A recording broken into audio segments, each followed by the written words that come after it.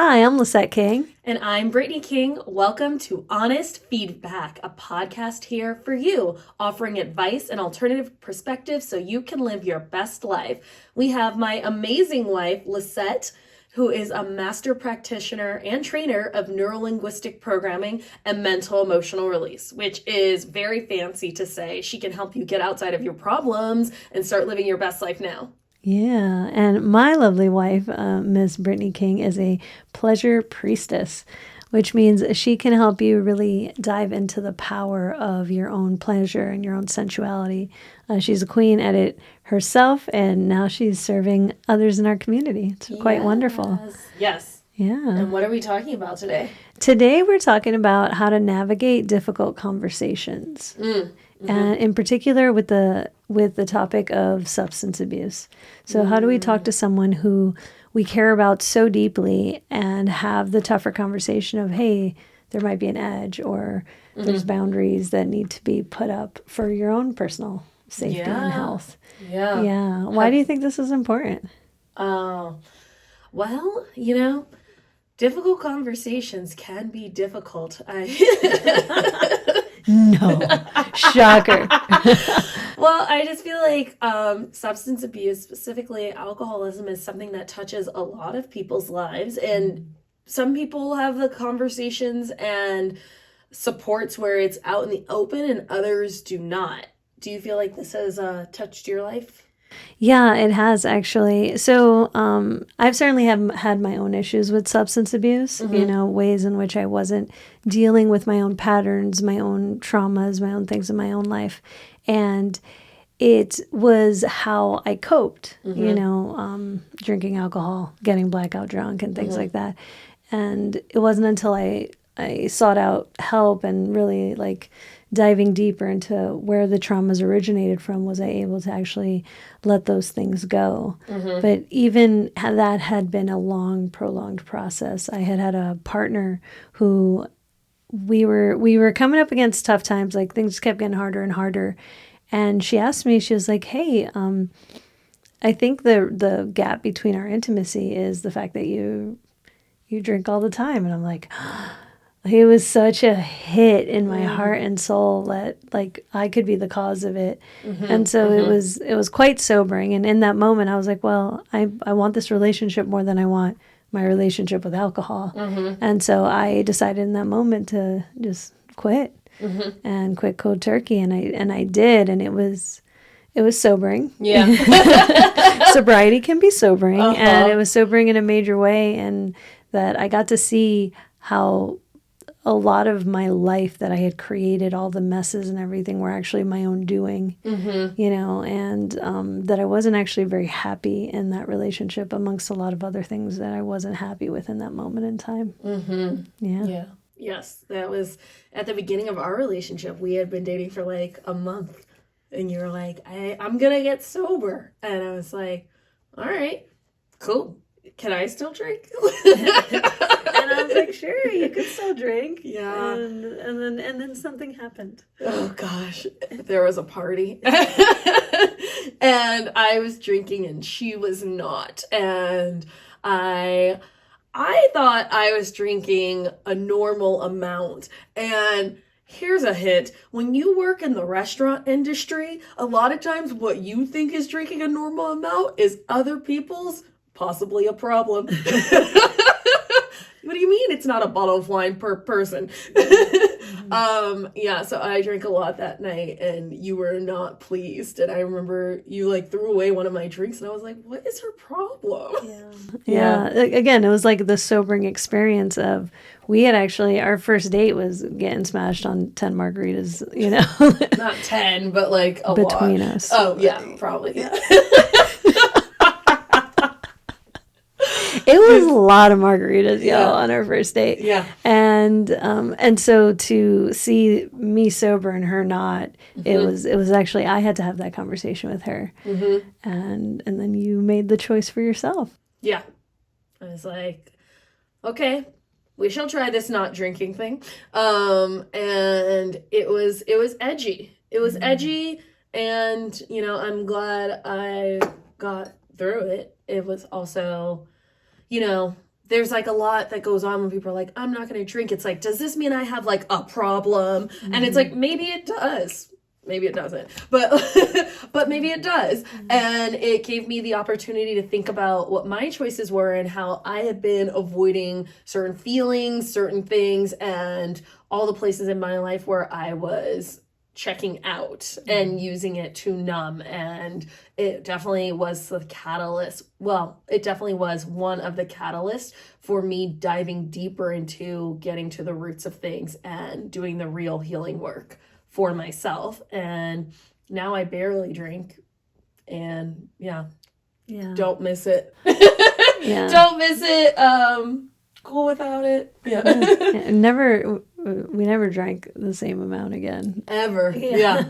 Ever. Yeah, we only really kind of started drinking. We were sober for like 2 years. Yeah, like almost 2 years. Almost we were 2 sober, years, yeah. And then we got married. Yeah. And we're like, let's celebrate today. And then it was like, we'll only drink when we're celebrating. And then we went on a 5-month honeymoon. Right. And every time you say it's your honeymoon, people are like, would you like a bottle of something? And we're like, well, I mean, sure. I mean, we are celebrating. We're celebrating. Yeah, so then we drank a bit, and then we were like, this doesn't feel good in our bodies. And so then we stopped drinking yet again.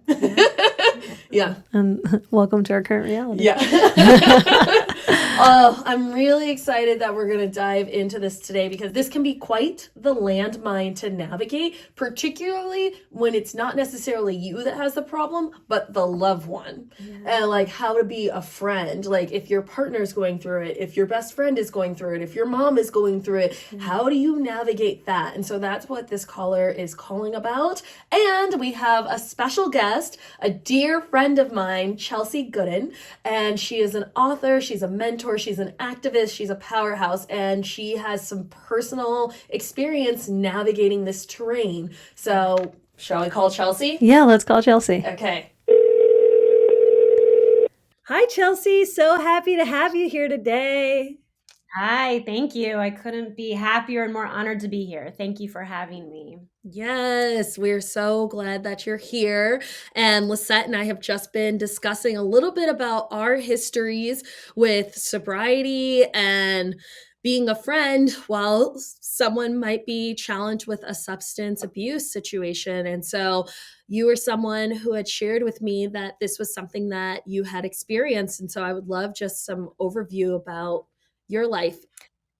Yeah, I'm so happy to be able to share my story. I am a person who has had many loved ones in my life struggle with addiction, alcohol, substance abuse, and I myself have had to seek different ways in how to deal with it. And so I'm very involved in Al-Anon, which is one of the 12-step programs, the one that is if you have a friend or a loved one whose drinking bothers you. That's all. Its primary purpose is to support people and loved ones of people who are struggling with addiction. And through that program, I certainly gained so much experience. And I also feel like I can share parts of my own story that will be very helpful today. Amazing. Amazing. All right, let's dive in and listen to this caller. Yeah, let's do it. Okay. Hi, Brittney and Lisset. This is Kat. I use she, her pronouns. And today I was wondering if either of you have been in a situation where a very close friend of yours has had some problems with substance issues, and it's started to affect your friendship, and so you've had to have like difficult conversations and boundary settings, and how that went for you, and if that was helpful to a relationship, or if you can relate to a situation like that. I'm looking forward to hearing your thoughts on that and getting your honest feedback. Thanks. Bye. Thank you, Kat, for calling in. That was beautiful. I checked in with Kat, and so the person she is calling about is specifically struggling with alcoholism. So I definitely wanted to speak to alcoholism specifically and substance abuse in general, because I know some of the same things will overlap and some things might be specific to people struggling with alcoholism. Chelsey, what was your first impressions from hearing this call? Yeah, I mean, first of all, Kat, you are not alone. I have been exactly where you are and struggled in so many similar ways, and oftentimes, uh, friends of people who are struggling with addiction, our stories. There's tons of crossover in how we struggle with it, and it's important that we share these stories and reach out to people so that we're not alone. Because so often the focus is on the person who's actually struggling with the addiction, and all the energy is put on them as the problem. And the truth is, there's so many good, healthy things we can be doing for ourselves as well in this process. And it's interesting when, it's kind of when you join Al-Anon, or when you start going to Al-Anon, kind of the big joke of the program is everyone starts going because they want to figure out the trick to figure out how to make their loved one get sober. And they're just like, tell me what I need to do to get this person sober or off, some type of drug. And that's actually not what ends up happening. What happens is your own life is dramatically changed for the better. And I went in on very specific terms of people in my life, and I'm going to maintain their anonymity, the different alcoholics in my life. And but I went in to try to get them sober. And now, after many years, I'm like profoundly thankful for who I've become as a person and the amount of help that I have. Some of those people are sober now, and some of them are not. And actually, that hasn't mattered as much, which I know blows a lot of people's minds sometimes when we talk about it. But it turns out there's a lot of reasons to be like that you can work on yourself, and a lot of Al-Anon is like focusing on yourself. And what does that even look like? So lots of times the type of patterns when you have alcoholics in your life, there's a person that has that a lot in their life is a person who's a fixer or a helper or a people pleaser or a perfectionist, or a person often who's very high achieving. When we think of 12-step programs, we think of people who are just like a real mess or something. And actually that's not the case. And I think there's a lot of incredible different 12-step programs to support people, but Al-Anon is known for being the like high achieving perfectionist program for people who you think have it all together and are doing so well. And what's interesting is there's a lot of familial patterns lots of times where maybe you didn't lots of times there is alcoholism within your own family, maybe separated by a generation you don't even know about. But oftentimes you're like, speaking for myself, you're a child who was a stabilizing force within their family. So that could mean there was mental health issues, or there was addiction, or any type of chaos. It could be as simple as divorce, and you were the mediator of the family, or the strong one that everyone goes to for help. And that pattern shows up in life in a lot of ways. And so I bring all that up because I'm definitely going to get into some ideas and thoughts about like helping you and your friend, but that lots of times we turn it back on ourselves and make sure we're in the most healthy place. Because I believe the way to fix the world is, to help yourself first, right? So I can start there. Any thoughts? Yeah, I mean, I 1,000% agree with you. It's really challenging and like obviously so lovable. It's like, I want to help this person, I'm going to do whatever it takes to help this person, and like being that space. And like what you talked about being a fixer and a helper and a perfectionist, like that deeply resonates for me. Of like, if you are that person in your family where it's like, let me be the peacekeeper, I'm the one who can navigate this situation, then it's like you're used to that, and you're used to being in that kind of dynamic and that flow and that energy. So it can be quite if it's like someone's gonna be like, hey, we're actually not gonna do that.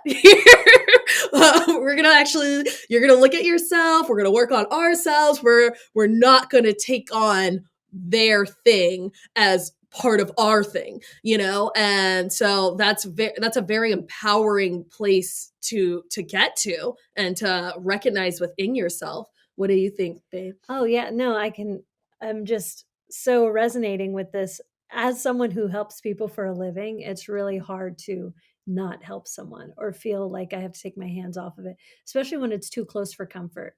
Like I can't be my friend's practitioner. I have to trust that they're going on their own journey. So how does one step back from that and just take care of yourself? I would love to hear your Yeah, Mhm. great question. So another thing I've learned to help motivate myself from like stepping back is that often is the thing that will help, Mm. and that getting out of someone's way so that they can do the work that they need to is often the best approach. And the reason is because people need to hit their own rock bottoms. And I am going to use the term rock bottom. I know that's in, kind of the alcoholism world, but I think it can be crossover lots of different worlds. We all hit different types of rock bottoms in life. Mhm. And I think, we can acknowledge now that unfortunately people do not learn and grow without some pain. And the pain can be really hard to watch when it's somebody that you love. And so the dynamic I saw myself participating in was buffering people's bottoms and softening the impact, the blow, because I was so good at stepping in and being like, oh, let's help that financial situation, or let's help that, whatever it might be, because I have an idea, I have the solution for them in my brain. And it turns out that I'm just making it easy for them to kind of continue making the same bad choices. And so the first thing I had to learn was like getting out of people's way. And the truth is, when I was kind of talking in their life more, a person who's struggling with addiction almost always sees that as criticism. They don't see it as like my helpful friend giving me some good feedback. There's a well-known thing that alcoholics like perceive everything through a lens of criticism. And I don't want to say it's always for everyone, but it's a thing that can happen, right?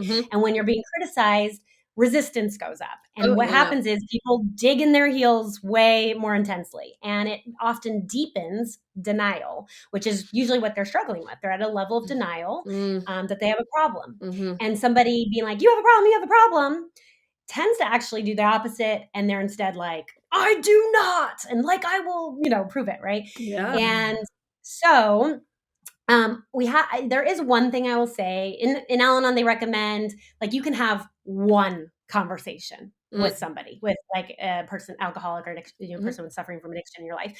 You can have one, and then anything past that will start being perceived as criticism. And if anything, they'll push you out of their lives. Like you'll end up losing touch with that. And then what I'd say is, so letting them hit their own rock bottom is really where it gets so tough for the person sitting in my seat and Kat's seat and anyone's seat dealing with this, because you don't know how dark it's going to get, how bad it's going to get. And holding space for that discomfort and uncertainty is kind of like a life journey. And this is just a microcosm of that in a way, right? Like in life, as we grow, like we're all trying to hold space for discomfort and uncertainty so that we can grow. This is a really good example of that happening in a pretty intense way. And, I've heard many stories in rooms of, a kid going to jail and the parent not bailing them out because they knew that kid needed to hit that type of bottom. And then that being the bottom that they really needed to make the difference, right? But the thought of like not bailing your kid out of jail, like that's wild, right? So we could go some really dark places. And then there's also like, there's a whole world that I think is not talked about enough where alcoholism isn't as severe. Like lots of times we throw alcoholics in this bag of like, they're just a total mess. They've destroyed their life. I know so many high functioning alcoholics. Yeah. And so our culture has allowed it a lot of permissioning to living an alcoholic lifestyle. And so what do those bottoms look like? And lots of times, people aren't going to necessarily get a DUI or lose a job or something that feels as extreme. So lots of times it is a person that they love in their life holding a boundary, which Kat brought up, which I appreciate. And, some of the boundaries I've heard are as much as like, I'm not going to have you see my kids anymore. Like, you've been a fun auntie persona in their life, but like that, we're not going to have you in our kids' life anymore. Like interesting, a little more middle zone boundaries that are very intense still, but not like the type of boundary we think of when an alcoholic hits a rock bottom. Yeah. Does this make sense? It does. If I could ask you a question and you can totally say no, what were some of your experiences with setting boundaries? Was that a place that you had to do these things? And like, how did you navigate having these conversations? How did you discover what the boundary needed to be for yourself? And then how did you communicate that to someone else? Great question. So, when specific hard things that got me into Al-Anon were happening, the alcoholics in my life, I was very much taught to say to them, first of all, to release me from my feeling of obligation to helping them. I'd say something along the lines of like, I believe in you, I love you, and I know you're going to do the right thing for you. Which just sounds crazy because you think, no, they're not. They're going to go do something horrible, right? But I had to tell them like, hey, I believe in you, which gives them a completely different feeling, not criticized, but a feeling of empowerment that they could go on and do that. And that helped me kind of release my feeling of feeling obligated. So then now the focus is on myself, right? Of like, what are my needs? What are the boundaries I need to set? And that is why I said at the beginning with Al-Anon is actually you go into the program so that you can even know what your needs are for the first time in your life. Like lots of times when you're this type of person in people's lives, you've completely lost touch of your own needs. And you always put other people's needs before you. And, this comes up in codependency type of things too. And it's interesting, a person who's considered the strong one, I had never thought of myself as codependent because I'm like, whatever, I'm independent, I do my own thing. But in my strength, I was always putting other people's needs before my own and helping them first. And so when it came down to like, oh my gosh, what do I need? So it's another process, right? Yes. We all need to dive into and listening to your inner voice, reconnecting to your heart, quieting the noise of the brain, right? So that involved, it could be something practical like meditation and doing yoga for myself, or it could be, I have my own therapist too. So on top of these programs, like therapy's always been helpful, and me trying to figure out the whys of these patterns has always helped me, unlatch from them. Yeah. But an example of setting a boundary would be,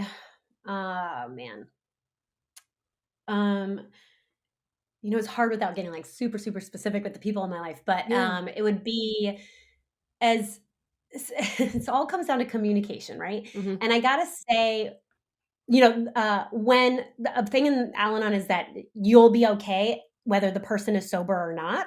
You'll be happy whether the person is sober or not, which again is a really hard idea to wrap your brain around.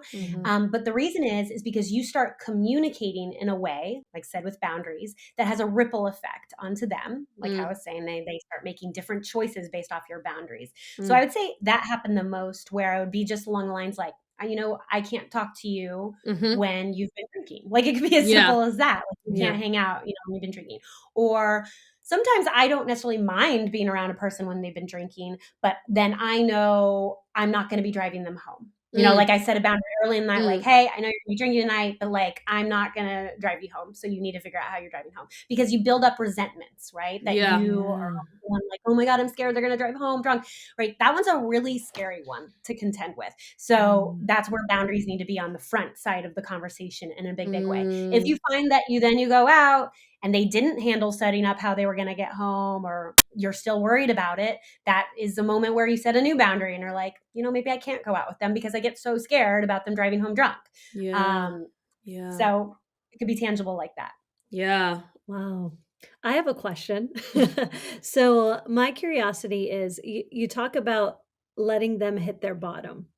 How do you know when someone has hit their bottom? Like, what has been the cue or things that you've heard through Al-Anon?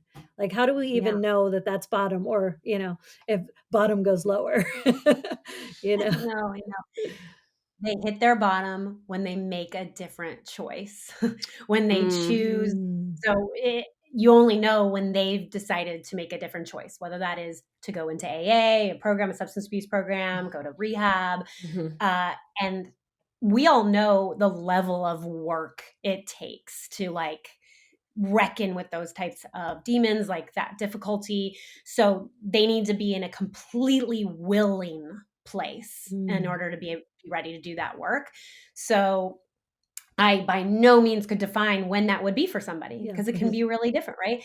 And so yeah, the people I've seen who've gotten sober, it's been no one told them they had to do this or that, and they just chose to go to rehab, get into a program. They chose it, and then they stuck to their choice. And relapses are actually a part of the recovery process. So a lot of times we could catastrophize, oh my gosh, they relapsed, but sometimes they need to feel the pain again.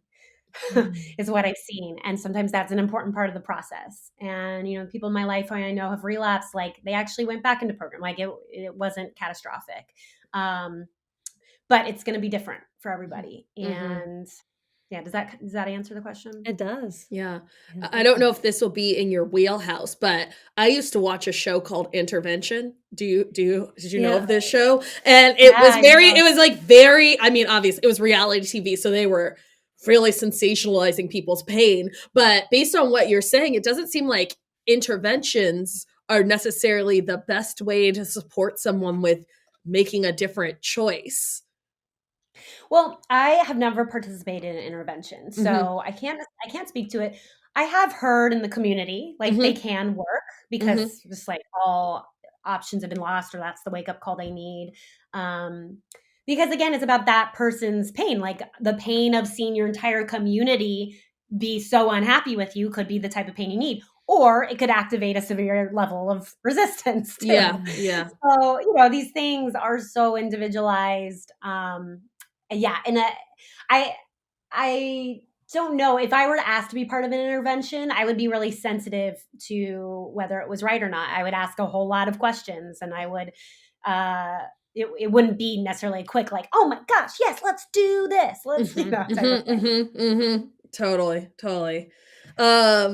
Okay. I was circling back to thinking about the things Kat asked about.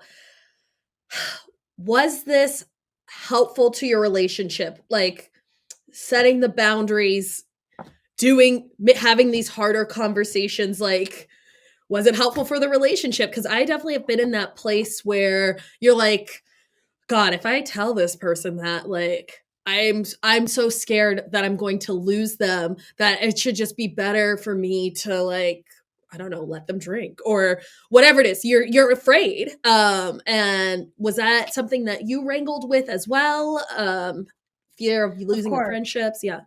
Oh my gosh, so much. And I still grapple with it. There's still somebody I have in my life who I haven't talked with, and I haven't because I'm scared they'll push me out of their life. And it is a judgment call based off of people. And I've also I've had repercussions of, like, when I did speak into somebody's life and they really lashed out back at me, and it was not a relationship I wanted to lose. And so I actually made amends for kind of overstepping my, how much I was trying to speak into their life. And even though, they still might be making harmful choices for themselves. At the end of the day, everyone has to have the dignity of their own choices. And if they aren't making their own choices, the choice won't stick anyway.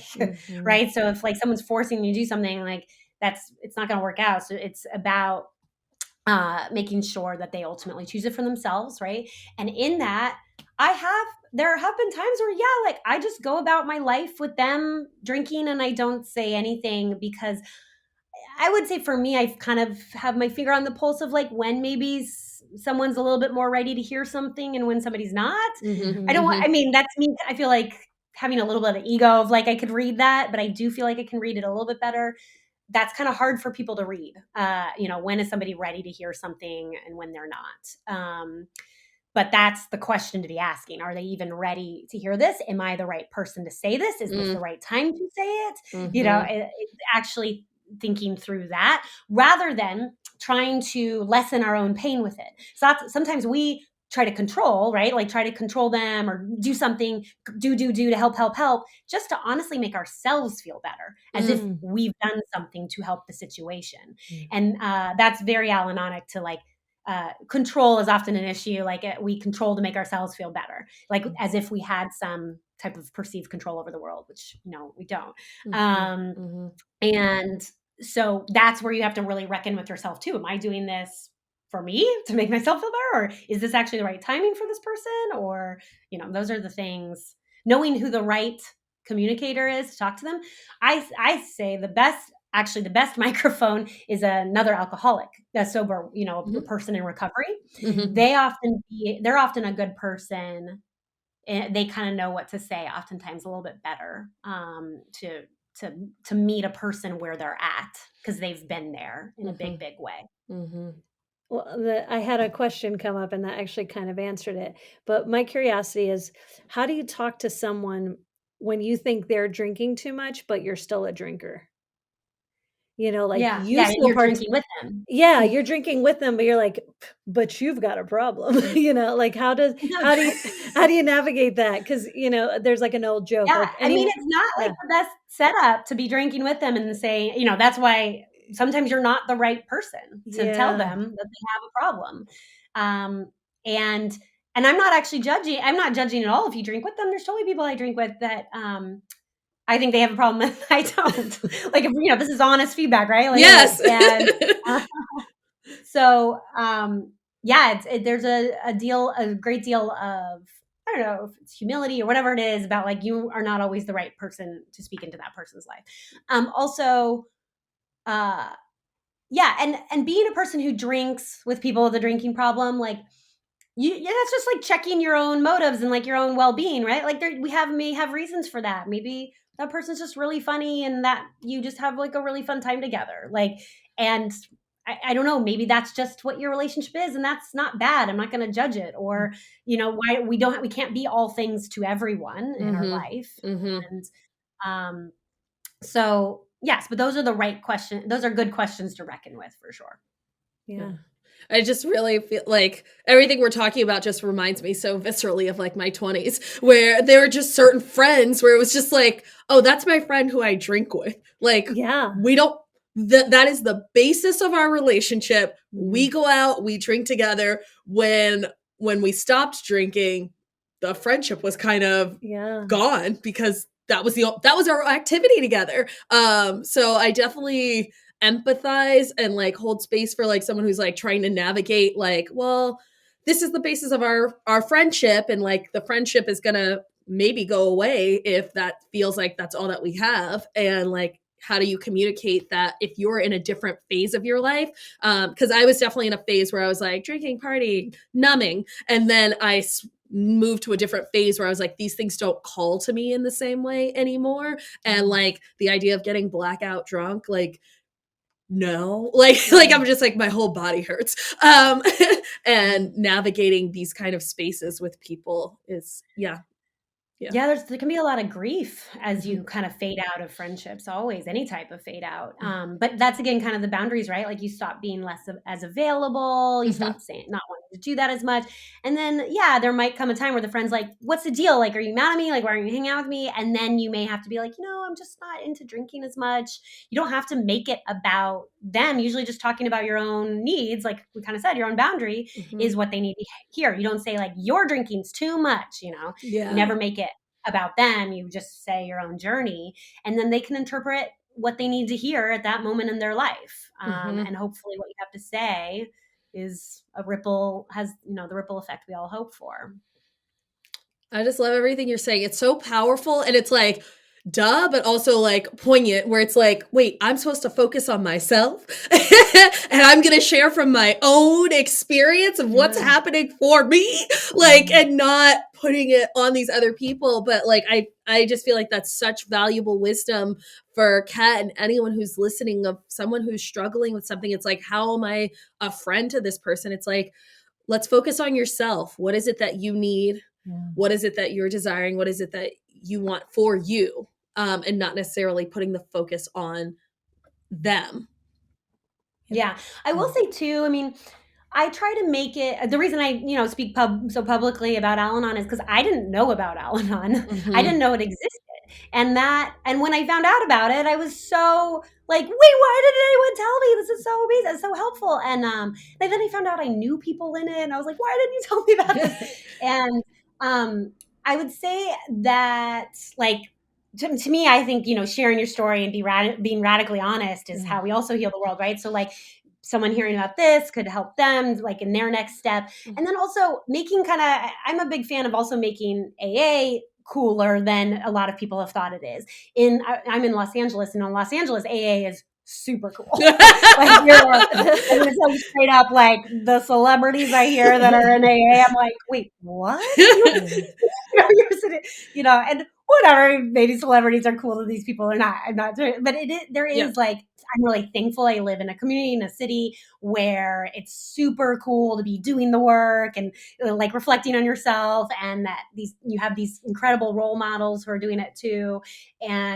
But, in the rest of the world or America, like, that may not be the thing. Like, there's a deep sense of shame that comes with saying that you might need help. And so that's why I try to put out there, like, I feel like everyone could probably use a 12-step program in some way or another, because I just know how much and I will say, actually working the steps is an incredible self-work journey that happens, of just like owning your own shit, like making better choices for yourself, healing relationships, ridding yourself of resentments, like all the stuff, that we try to do in therapy or this program. And I'm a fan of all the things that we all try to do these things.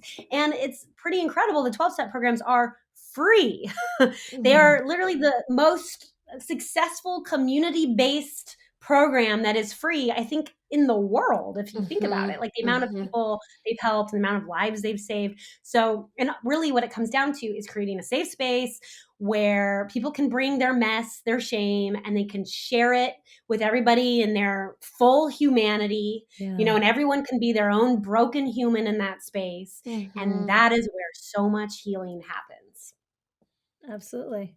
Oh, well, you have been absolutely wonderful. Was there any other notes or feedback that you wanted to offer to Kat with your words of wisdom?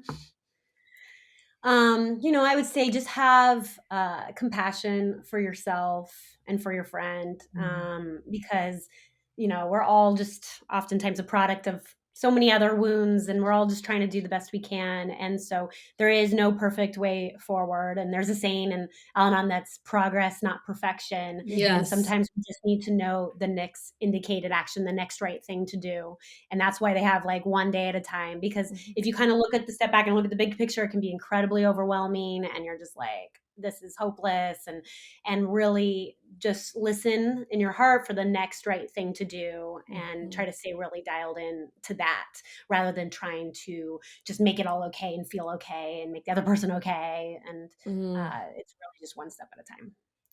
Yes. Thank you so, so much. Your wisdom is profound, and thank you for sharing your experience and just being a light in this world to let people know they are not alone. Where can people find you? I know you have some exciting things coming up. She has a book coming out soon. Yeah, you can find me. Probably Instagram's the best, at Chelsey Goodan. And then I'm on Twitter very lightly, but Instagram's the best. And yes, I have a book coming out next year that is about my work with teenage girls. It's entitled Underestimated: The Wisdom and Power of Teenage Girls. And that will dive into actually a lot of everything I'm talking about here, which is interesting. So because I find all these themes have really shown up in all parts of my life. So yeah, thank you. Fantastic. We will put a link to the book when it is available. Yes. And yeah, thank you so much, Chelsey. We really appreciate it. You're amazing, Chelsey. Thank you. Yeah. Thank you. Oh, I'm so grateful that Chelsey was here to talk to us about her experience. Yeah, you and I having the little experiences that we had, which were significant in our life. It was really great to have someone who had more breadth and knowledge and awareness around this subject matter and had done a lot of this work. So Kat, I really hope that this helped you. Did you have anything that was like juicy for you? Yeah, I just wanted to touch on a few things, like the fixer or helper being like wanting so badly to help the people in your life. And that's just not your job. And that it really comes down to going back and taking care of yourself. The thing that she said that really struck me was how buffering between them and their bottom is actually making it worse. Like it's prolonging their ability to get to where they need to get to, and to like let them hit bottom. It was something that it hadn't quite dawned on me. Ultimately when people come to me, by the time they come to me, they really want change. So I know that from the outside, there's often a desire to help people on their way to the bottom, but you gotta let them hit. I know, which is painful. It's painful on all accounts. It's painful when one hits their bottom and realizes it. And I feel like it's the place where the decision of change is made. You're like, I'm in so much pain that something has to be different. I have to make a different choice. And so whether that is you struggling with substances and you hitting your bottom, or you being a people pleaser and you hitting your bottom with that, of like, how much pain is this causing you to people please, to be the mediator, to be the fixer? Like, when am I going to make a different decision for my life? She just brought so much wonderful wisdom, and like how challenging it can be to talk to someone, and how, alcoholics or people that are in that take any sort of feedback as criticism or tend to. It's just like, I can spot that.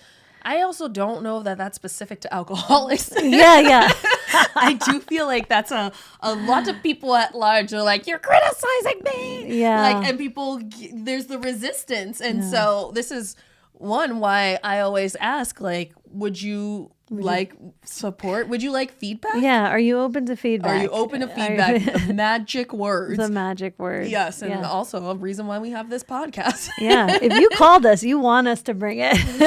You want us to bring the heat, but I needed a forum for which to say things. Well, Kat, we hope that this helps you find the ways to say your boundaries and to truly take care of yourself during this process. It's not your job to fix them, and which you already knew. You were really just asking how you can put up boundaries. And, my closing argument on that is just put up boundaries with love. Love for yourself and love for the other person. And saying your boundary is going to touch them and affect them in a way. I think when my ex had said, hey, your drinking is affecting our relationship, that was her boundary. And it made me see, it was the thing that made me see that, I've got to change this process in me. Wow. Well, this was great. I'm so happy we got to talk about this. And if you have a question, any question, give us a call, 971-895-4111. We'd love to help. All right. And until then, be honest with each other. Yeah.